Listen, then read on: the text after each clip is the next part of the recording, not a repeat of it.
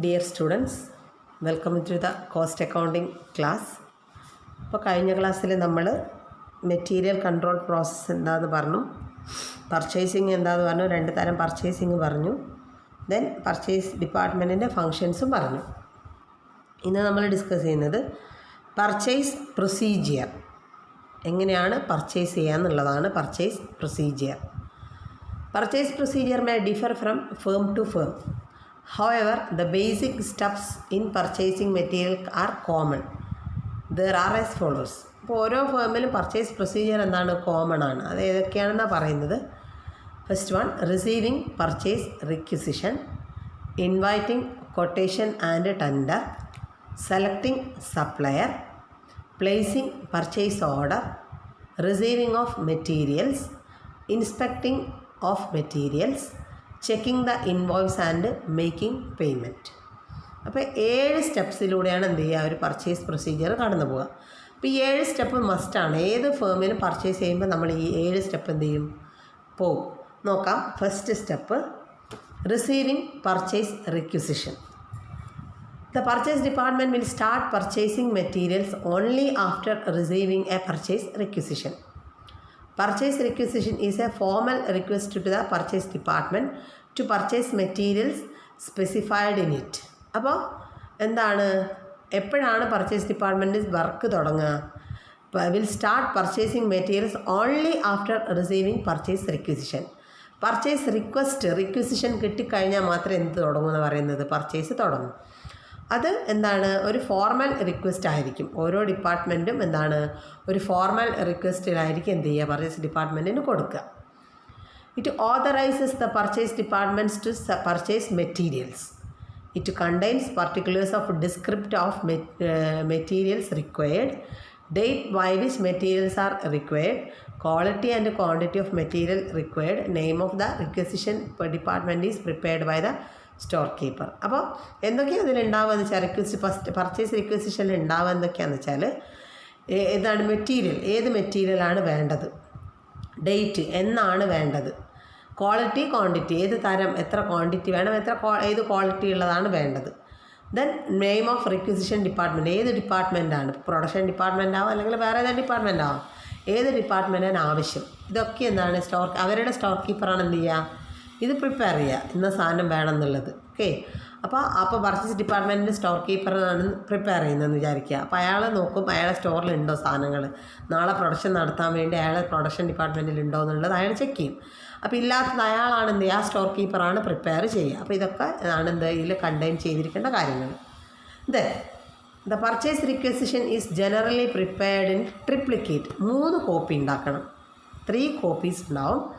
അതിൽ the original is send to the purchase department. First എന്ത് ചെയ്യും, ഒരു ഒറിജിനൽ ആർക്ക് സെൻഡ് ചെയ്യും, പർച്ചേസ് ഡിപ്പാർട്ട്മെൻറ്റിന് സെൻഡ് ചെയ്യും. രണ്ടാമത്തത് ആരുടെ കയ്യിൽ വെക്കും, സ്റ്റോർ കീപ്പറുടെ കയ്യിൽ വെക്കും. അപ്പോൾ ഞാനാണല്ലോ സ്റ്റോർ കീപ്പർ, ഞാനാണ് ഉണ്ടാക്കിയത്.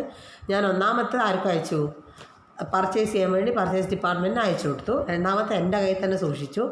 മൂന്നാമത്തത് ഫയൽഡ് ഇൻ ദ ഓഫീസ്. മൂന്നാമത്തെ കോപ്പി എന്ത് ചെയ്തു, ഓഫീസിൽ ഫയലിൽ ചെയ്തു. അപ്പോൾ നമ്മൾ ഒരുപാട് എന്ത് ചെയ്യുന്നുണ്ട്, പർച്ചേസ് ചെയ്യുന്നുണ്ട്. അപ്പോൾ എങ്ങനെ ലാസ്റ്റ് നമ്മൾ അക്കൗണ്ട് ക്ലാരിഫൈ ചെയ്യും, അക്കൗണ്ട് ടാലി ആക്കാൻ വേണ്ടി നമ്മൾ നോക്കും. അപ്പോൾ എന്ത് ചെയ്യും, ഇതുണ്ടോ, അല്ലെങ്കിൽ ഇന്ന് പർച്ചേസ് ചെയ്ത സാധനങ്ങൾ വന്നിട്ടുണ്ടോ, അല്ലെങ്കിൽ നമ്മൾ റിക്വസ്റ്റ് കൊടുത്താണോ വന്നതെന്നൊക്കെ ചെക്ക് ചെയ്യാൻ വേണ്ടി എന്ത് ചെയ്യും, ഈ ഒരു റിക്വസിഷൻ നമ്മളെ കയ്യിൽ ഉണ്ടായിരിക്കണം. അതാണ് ഓഫീസിൽ ഫയൽ ചെയ്ത് വെക്കുന്നത്. അപ്പോൾ റിസീവിങ് പർച്ചേസ് റിക്വസിഷൻ. അപ്പോൾ ഇത് റിസീവ് ചെയ്യുക പർച്ചേസ് ഡിപ്പാർട്ട്മെൻറ്റാണ്. ഇത് ഉണ്ടാക്കുന്നത് ആരാണ്, മേക്ക് ചെയ്യുന്നത് ആരാണ്, സ്റ്റോർ കീപ്പറാണ്. ഓക്കെ. 3 കോപ്പി ഉണ്ടാക്കും. അപ്പോൾ ഒന്നാമത്തെ സ്റ്റെപ്പായി. ഇനി രണ്ടാമത്തെ സ്റ്റെപ്പ് നോക്കുക, inviting quotations and tender.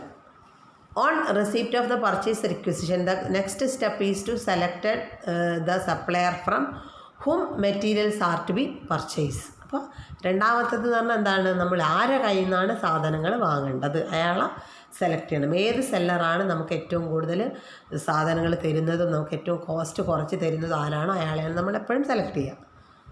Generally the purchase department maintains A list of suppliers for every type of materials. അപ്പോൾ ഓരോ മെറ്റീരിയലും തരുന്ന സപ്ലയേഴ്സിന് നമുക്കൊരു ലിസ്റ്റ് ഉണ്ടാവും. ഇപ്പോൾ ഇന്ന സാധനം ഇയാളുടെ കയ്യിലാണ് ഉണ്ടാവുക, ഇന്ന സാധനം മറ്റേ ആളുടെ കയ്യിലാണ് ഉണ്ടാവുക. അപ്പോൾ ഓരോരുത്തരെയും നമുക്ക് എന്തുണ്ടാവും, ലിസ്റ്റ് ഉണ്ടാവും. The purchase department has to select the best supplier in terms of price, quality, etcetera. അപ്പോൾ നല്ല നമ്മൾ എന്ത് ചെയ്യുക, സെലക്ട് ചെയ്യാണ്.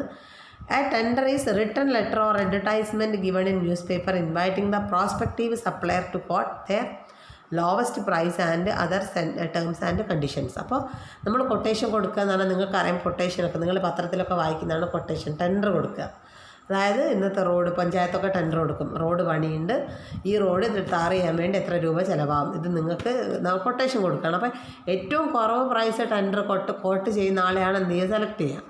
അതേപോലെ തന്നെ നമ്മളിവിടെ ടെൻഡർ കൊടുക്കുകയാണ്, ഞങ്ങൾക്ക് ഇത്ര മെറ്റീരിയൽസ് വേണം, എത്ര കുറവ് പ്രൈസിന് ആര് തരുന്നോ അവരെയാണ് സെലക്ട് ചെയ്യുക. അപ്പോൾ നമ്മൾ ടെൻഡർ കൊടുക്കുമ്പോൾ അവരെന്ത് ചെയ്യും, അതിന് റിപ്ലൈ തരും. അങ്ങനെയാണ് എന്ത് ചെയ്യുക, ടെൻഡർ അയക്കുക എന്ന് പറഞ്ഞാൽ. ടേംസ് ആൻഡ് കണ്ടീഷൻസ് അപ്ലിക്കബിൾ ആണ്. അപ്പോൾ രണ്ടാമത്തെ സ്റ്റെപ്പ് ഇതാണ്, ഇൻവൈറ്റിംഗ്, കൊട്ടേഷൻസ് ആൻഡ് ടെൻഡർ. ഇനി മൂന്നാമത്തത് selecting the supplier. On receipt of quotation A comparative statement of all quotations received is prepared to know the lowest price quotation and best terms and conditions offered. In this way, the supplier whose quotation price is lowest, favorable in terms and conditions and quality selected. അപ്പോൾ നമ്മൾ കൊടുത്ത നമ്മളെ കണ്ടീഷൻസിനൊക്കെ ആപ്റ്റായിട്ടുള്ള ഒരാൾ വരികയാണെങ്കിൽ നമ്മൾ എന്ത് ചെയ്യുക, അയാളെ സെലക്ട് ചെയ്യും. ഇതാണ് നാലാമത്തെ സ്റ്റെപ്പ്. ഓക്കെ, മൂന്നാമത്തത് selecting the supplier. Next placing purchase order. ഇനി നമ്മൾ എന്ത് ചെയ്യാൻ പോവാണ്, ഓർഡർ കൊടുക്കാൻ പോവാണ്. Okay, after selecting the supplier an order for purchase is placed. Purchase order is an order is placed with the supplier asking him to deliver goods, materials or goods states therein. It is a written authorization to the supplier to supply a specified quality quantity of materials in accordance with the terms and conditions agreed upon. Purchase order contains information regarding name, address of the supplier, quantity required, date of delivery, place of delivery, terms of payment, etc. It is signed in the purchase manager. അപ്പോൾ purchase manager എന്ത് ചെയ്യാൻ പോവാണ്, ഇത് അയക്കാൻ പോവാണ്. അതായത് നമ്മളൊരു സെല്ലറെ select ചെയ്തല്ലോ, അപ്പോൾ അയാൾക്ക് ടെൻഡർ ഇത് കൊടുക്കാൻ പോവാണ്, ലെറ്റർ കൊടുക്കാൻ പോവാണ്. എന്താണ്, ഞങ്ങൾക്ക് ഇത്ര സാധനം വേണം, ഇത്ര ക്വാണ്ടിറ്റി വേണം എന്നൊക്കെ നമ്മൾ പേരും അഡ്രസ്സും അയാളുടെ ഒക്കെ വെച്ച് നമ്മൾ അയക്കാൻ പോവാണ്. ഇനി നമ്മൾ purchase order 5 copies of purchase order will be prepared. 5 copy prepare ചെയ്യണം. പർച്ചേസ് ഓർഡർ എത്ര വേണം, 5 കോപ്പി ഉണ്ടാക്കും. ഒറിജിനൽ ഈ send to the supplier. Original ആർക്ക് അയക്കണം, സപ്ലയർക്ക് അയക്കണം. കാരണം അയാളാണല്ലോ സപ്ലൈ ചെയ്യേണ്ടത്. ഇത്ര സാധനം വേണം എന്നുള്ള ലിസ്റ്റാണ് ഈ എന്താ പറയുക പർച്ചേസ് ഓർഡർ എന്ന് പറഞ്ഞാൽ. അത് ആദ്യം ആർക്ക് അയച്ചു, സപ്ലയർക്ക് അയച്ചു.